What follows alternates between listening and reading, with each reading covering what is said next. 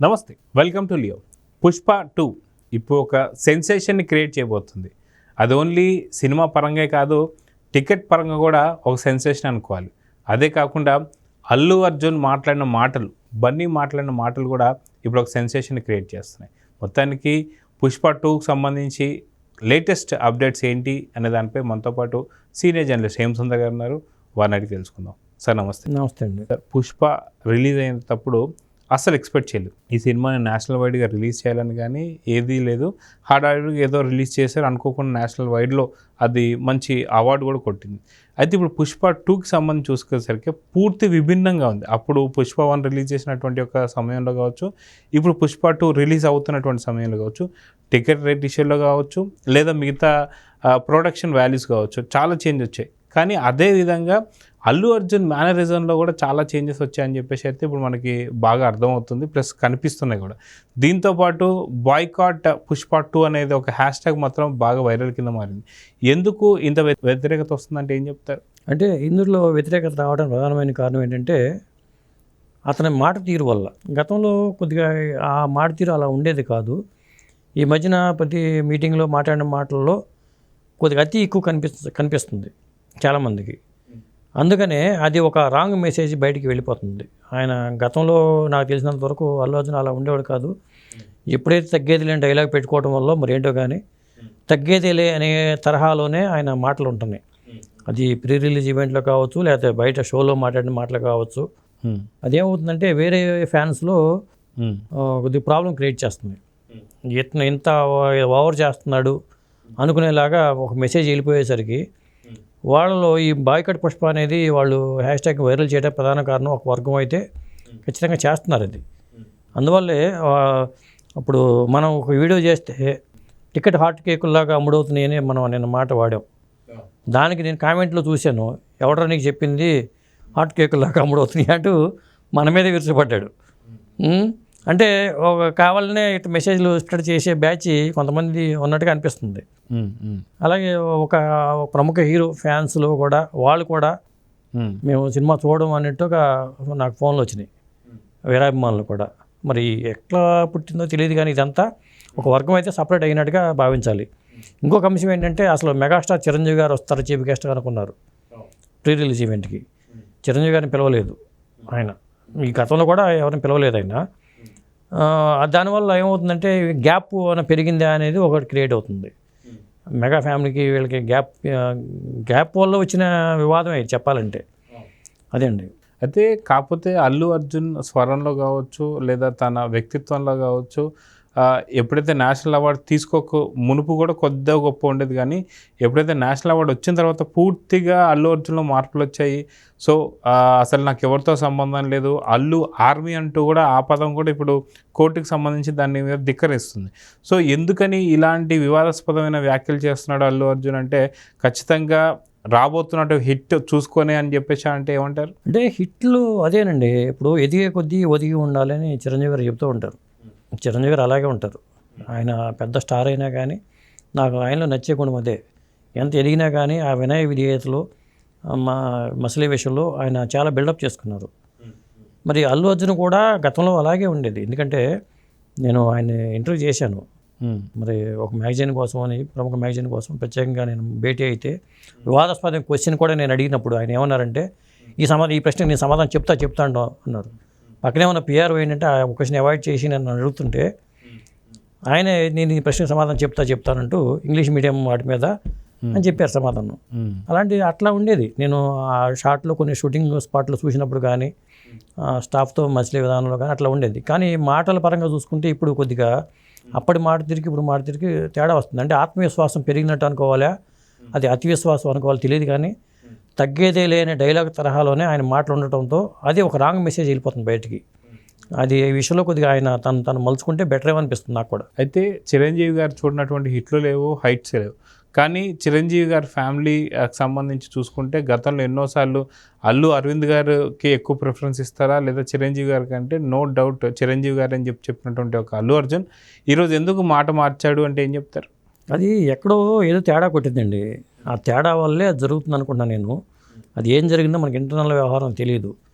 ఏదేమైనా అతను మంచి నటుడు, మంచి డ్యాన్సరు. ఎందుకంటే మన చిరంజీవి గారు ఎట్లా మంచి డ్యాన్సరో అతనికి పేరు రావడానికి కూడా అదే కారణమైంది. ఇప్పుడు ఎప్పుడు మనిషి ఒకలాగానే ఉండరు. నేను రామ్ చరణ్ ఇంత పెద్ద హీరో అవుతాడని నేను అనుకోవాలి. నేను క్రికెటర్ అవుతాడు అనుకునేవాడిని చిన్నప్పుడు చూసి. అతను క్రికెట్ అంటే బాగా ఇష్టం, మంచి క్రికెటర్ అవుతాడు అనుకునేవాడిని. కానీ మరి అతను పెద్ద స్టార్, గ్లోబల్ స్టార్గా పేరు తెచ్చుకున్నాడు. అల్లు అర్జున్ గంగోత్రిలో చూసినప్పుడు గంగోత్రికి సంబంధించిన ఫస్ట్ లీక్ వార్త నేనే రాశాను, రాఘవేంద్ర గారి డైరెక్షన్లో. మరి ఈ వార్త నాకు తెలిసి నేనే రాసే వార్త అది ఈనాడులో. అప్పుడు చూసినప్పుడు అప్పుడు ఫేస్ చూసినప్పుడు కూడా అదితి అగర్వాల్ ఆ కాంబినేషన్లో వచ్చిన పాటల పరంగా బాగుంటుంది. కానీ అది చూసినప్పుడు నాకు అనిపించింది ఏంటంటే ఎదగలడాలనుకున్నాను, కానీ తను మలుచుకున్న విధానం, తను మౌల్డ్ చేసుకున్న విధానం, మంచి డ్యాన్సర్గా ఎదిగిన విధానం నాకు ఆశ్చర్య వేసింది. అంతకుముందు డాడీలో ఒక పాటలు డ్యాన్స్ చూసినప్పుడు కూడా ఈ స్థాయి హీరో అవుతాడని ఎక్స్పెక్ట్ చేయలే. డాడీ సినిమాలో అతను డ్యాన్స్ ఒక ఇది ఉంటుంది, అప్పుడు కూడా అనుకోలేను నేను. కానీ తను మలుచుకోవడం, సినిమాకి తను మార్చుకోవడం అనేది చూసి వాళ్ళు ఐకాన్ స్టార్గా అతను నిలబడటం అనేది అరవింద్ గారు వెనకాల ఉన్నారని మాత్రం నేను అనుకోవట్లా. అతను కష్టపడ్డాడు, సాధించుకున్నాడు. కానీ నేను అనేది ఏంటంటే ఎంత ఎదిగినా కానీ, ఎంత మనం ఇప్పుడు రాజమౌళి గారు ఉంటారు, ఆయన ఎన్నో సక్సెస్లు వస్తున్నాయి, కానీ వేదికల మీద ఆయన మాట్లాడే తీరు కానీ అవన్నీ ఏం మారలా. హీరోలు కూడా అలాగే ఉండాలి. చిరంజీవి గారు లాగానో, రాజమౌళి గారు లాగానో హీరోలు కూడా అలా మారినప్పుడే వాళ్ళకి ఇంకా ఎక్కువ దగ్గర అవుతారు, ప్రేక్షకులకి, అభిమానులకి దగ్గర అవుతారు. లేకపోతే ఏమవుతుందంటే అది ఒక రాంగ్ మెసేజ్ వెళ్ళిపోతుంది. అయితే చిరంజీవి గారికి అత్యంత భారీ హిట్లు చూశారు. అదేవిధంగా చాలా అట్టర్ ఫ్లాప్ సినిమాలు కూడా ఆయన చూశారు. అదేవిధంగా చూసుకుంటే సూపర్ స్టార్ రజనీకాంత్ గారు కూడా చాలా పెద్ద పెద్ద హిట్లు చూశారు. దాని తర్వాత బాబా లాంటి పూర్తి అట్టర్ ఫ్లాప్ సినిమా కూడా చూశారు. ఖచ్చితంగా హీరోలకి హిట్లే వస్తాయి అనేది ఏదైనా ఫార్ములా అయితే లేదుగా. ఒకవేళ సతికిల పడితే పరిస్థితి ఏంటి అంటే ఏం చెప్తారు? అదేనండి, సినిమా హీరోలకి హిట్లు వచ్చినప్పుడు ఏంటంటే తల పొగరు నెటికే కొద్దిగా పొగరు వస్తుంది. ఎందుకంటే రజనీకాంతే మీరు అన్నారు కాబట్టి చెప్తున్నా. ఇందుకు రజనీకాంతే ఉదాహరణ. రజనీకాంత్ కెరీర్ స్టార్టింగ్లో నేను విన్నది, నాకు తెలిసింది, కెరీర్ స్టార్టింగ్లో ఆయన ఏవి లేని స్థాయిలో వచ్చి ఆయనకి బాగా హిట్ సక్సెస్ వచ్చేసిన తర్వాత ఆయన ఒక జర్నలిస్ట్ని కొట్టాడని, తర్వాత రూట్గా బిహేవ్ చేసేవాడని, సెట్లో రూట్గా బిహేవ్ చేసేవాడని, ఇలాంటి రకరకాల టాక్స్ రజనీకాంత్ మీద చాలా ఉన్నాయి. బాగా మద్యం, మందు అలవాటు ఇవన్నీ ఎక్కువ ఉండి అట్లా చేయడం అనేది ఉంది. తర్వాత ఆయన పెళ్ళైన తర్వాత, లత ఆయన జీవితంలో ప్రవేశించిన తర్వాత చాలా మార్పు వచ్చింది ఒక్కొక్కసారి. మరి ఒక సక్సెస్ వచ్చినప్పుడు అలా మారిపోతే ఏమవుతుందంటే కొంతమంది దూరం అయిపోవాల్సి వస్తుంది. అది ఎందుకంటే అది నేను చూశాను కదా, చిరంజీవి గారు లాంటి వ్యక్తి నేను చూసిన హీరోల్లో నేను చాలా దగ్గరగా గమనించిన వ్యక్తులు చిరంజీవి గారు.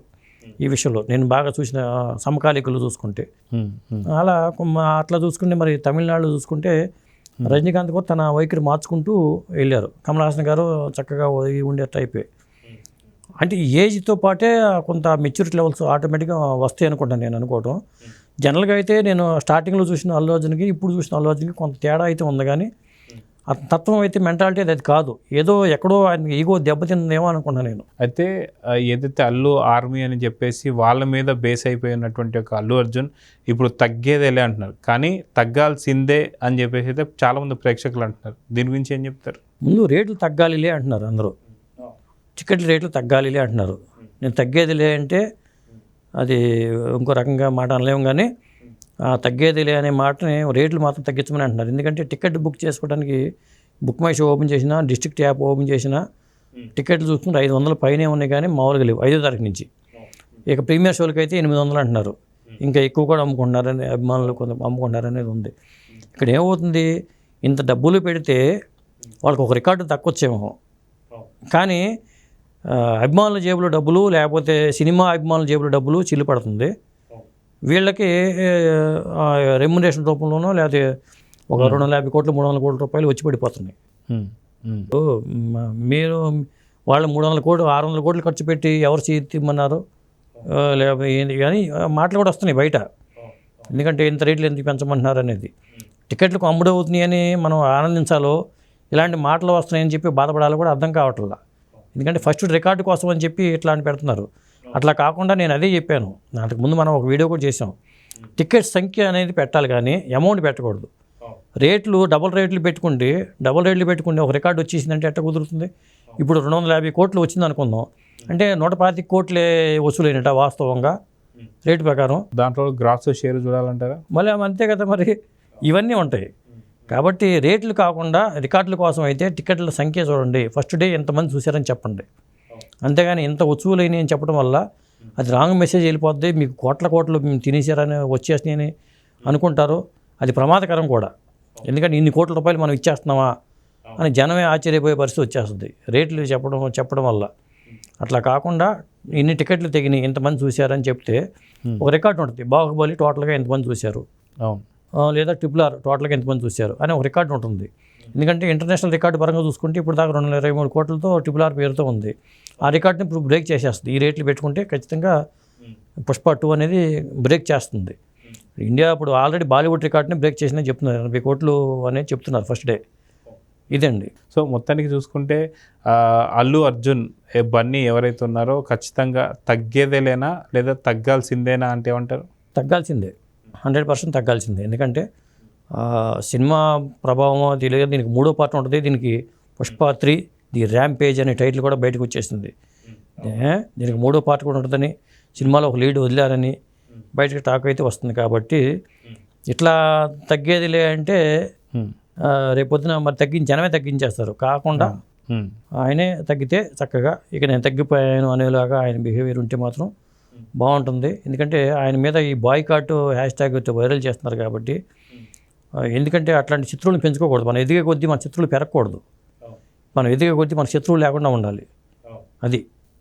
సో చూద్దాం సార్, ఖచ్చితంగా అల్లు అర్జున్ తగ్గేదిలే అంటాడా లేదా తగ్గుతాడా లేదా చూద్దాం మరి. నమస్తే. నమస్తే.